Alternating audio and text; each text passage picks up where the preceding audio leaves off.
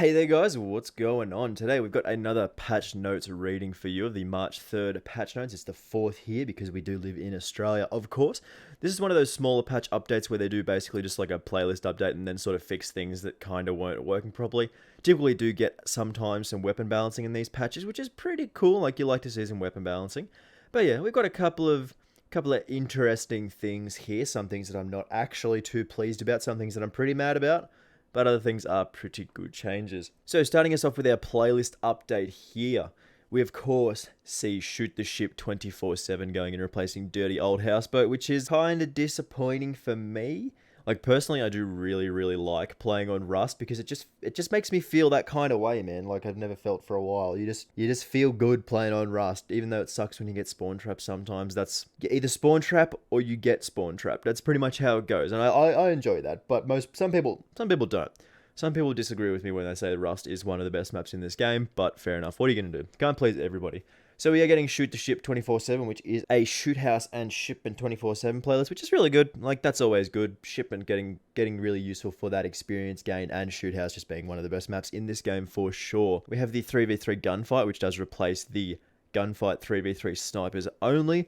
Not a big gunfight fan. It's just sort of not really for me. I don't really like that kind of style where you're the last one left, etc. Like I'm not a massive fan of CS:GO, and it sort of reminds me an awful lot of that. But it's different, but still sort of the same kind of idea where you're individually responsible for your performance, basically, and you can cost the team a win or a loss based on how you go. We got 1v1 Me Bro, which is all gunfight maps, including an always-on UAV, and the ability to hear enemy players speaking, which I'm not 100% sure if this means you can actually hear them over voice chat, like abusing you and yelling at you, calling you a shitter, or whether that just means that you can hear the enemies sort of like I'm reloading things like you used to be able to hear their voice lines and stuff like that. I'm not 100% sure. It's cool to see that this is going to add to the game. Let you go and verse somebody in sort of a pretty tight arena. It's pretty cool. I do like this an awful lot. We do of course see Boots on the Ground War, updated to the regular ground war with no tanks and removing realism rules. So when they added this the first time, it was Boots on the Ground War with basically ground war with realism rule set with no tanks, which kinda doesn't really work for everybody. Like people don't really like the realism rule set too much, so they've changed it over. So they took out the realism rule set and just added regular ground war with no tanks. That's pretty cool. I'm a big fan of ground war without any of the tanks and any of the frills and stuff like that. It's just nice to see that it's a big open sandbox for people to run around in and get lots of kills. It's a lot of fun. I do actually like this change. This is pretty cool. And they also removed Giant Infection. It feels like they had some problems with how Giant Infection was actually like giving out experience. They did change that, but then it just seems like it was a bit of a problem for them. So only after a week they've removed it. I'm sure we're going to see it again at some point because Giant Infection is pretty fun, but they'll fix it. Like they'll mess it around a little bit, take away like a lot of the experience gains, and just make it a fun game mode to mess around in. It should be pretty good. Next, we actually do have some weapon balancing here for the UZI, which is I've been calling out for this for so long, and these were actually added somehow in the last update that we did get. Like these somehow got added in the last update secretly, and they didn't say anything. Like they just add this stuff accidentally potentially, and then just like put it in the patch notes like a week later. How does that happen? How does it happen where you've got like zero communication between the members of your team, basically saying, one dude's like, yeah, we're pushing this out this week, so we got the new ammo and the new barrel for the UZI. We're putting that out this week. Nah. Oh, yeah, you might as well just put it in the patch and, yeah, just put it in there and then we'll sort it out later. So they put it in, you test it out, and it's pretty cool. It's like, it makes the UZI pretty good because this is, as I said, has been in the game for about a week or so. And then, like, a week after that, they're like, oh, we should probably let people know that this is in the game because people don't actually know. You should try this out. It's pretty cool.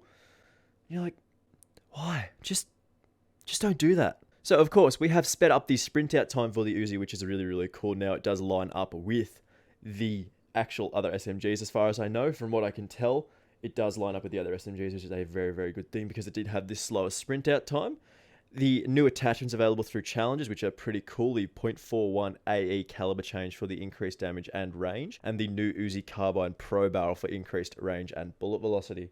Now, like I said, you do get these through challenges, and from memory, the UZI Carbine Pro comes from equipping a barrel, equipping the 41 AE caliber rounds, and equipping the wooden stock from memory. This is what I had to do to get this unlocked last week when it was actually not announced to be a thing. I'm not 100% sure what the challenges are now. And the AE caliber round changes, I believe you had to get a couple of hipfire kills each game with the 50 round magazine equipped. So there's a couple of little cool challenges to go through to get these unlocked, and they are very, very powerful. They also only had 25 rounds on the AE caliber rounds beforehand, and now it's 32, which is really, really good. I do appreciate that change because 25 always felt like too few bullets, and now that we've got 32 to work with, it'll be make it much more better. So I do expect a class setup video on the UZI changes very, very soon because I'm very excited about that. I love when we get UZI buffs, man. Like, taking the bad weapons in this game and giving them a little bit, like, giving them a little bit more, giving them a new attachment that makes them more powerful, an ammo conversion that makes them actually, like, do damage. Like, beforehand, the Uzi did definitely feel like the worst SMG, but now it actually feels really, really strong. Like, it feels really, really good. People are actually like, yeah, the Uzi is sick now. I love it. It's so good. So you do, like I said, do expect to see a class setup on that Uzi class very, very soon, or maybe even tomorrow, depending on when you watch this. It should be out. We'll see what happens. There's also been a bug fixed on PC where the shaders status bar would read as paused in the UI, even though the shaders were continuing to install in the background. Not a big deal, really, but like, just make the game work. I'm not a game developer, honestly, and I don't get it. Like, how does simple things like that just not? Whatever. Codcaster. Fixed a bug where kill feed colors would become inverted. No big deal. Added a way to see player has dead silence. Okay, fair enough. The COD League domination, the round transition screen would display team wins instead of switching sides when the first round ends. This has been fixed. Cool. Not too big of a deal there with the Codcaster. I mean, it's nice for people who use that and make use of it to sort of make the Call of Duty content in the COD League and stuff like that. It's pretty cool, but for me, not really too much to worry about. And lastly, this makes me really, really upset.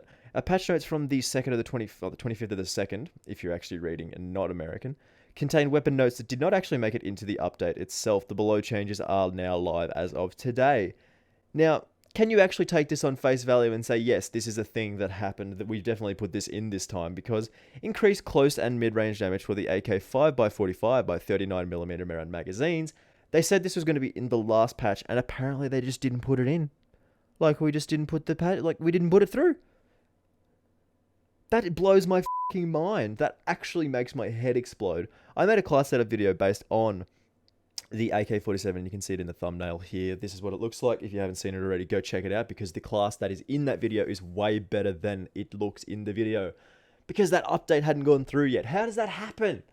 I mean, of course, I absolutely should have tested that properly before I went into it and tried it out, but I didn't have anything to compare it with, so it's kind of one of those things where I couldn't really test it because I didn't have anything to compare it to, which, I mean, is fair enough. But just put the updates in that you want to put. If you write an update, if you write the patch notes, put the updates in that you have written in the patch notes. Otherwise, don't write patch notes.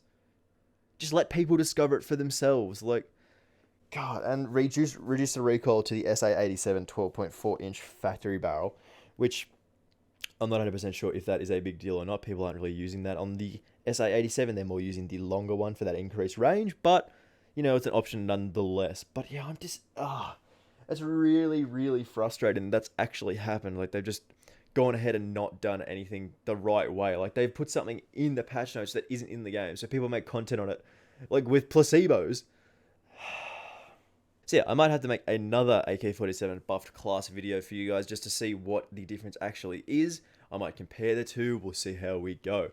But yeah, that was a quick little patch notes reading there. There's not too much else to go over on this. This is just one of those patch notes where they just sort of update the playlist and then sort of change things that aren't really working for them. If you did enjoy this, guys, make sure you do leave a like and do subscribe if you are new around here. I do very much appreciate it. And it, of course, does very much help me out, as you well know. We are, of course, on the way to 500 subscribers, and we will be there very soon if you guys keep subscribing. And that's wild to me. I love it so much. So thank you very much for watching, guys. I will see you in the next episode. Bye!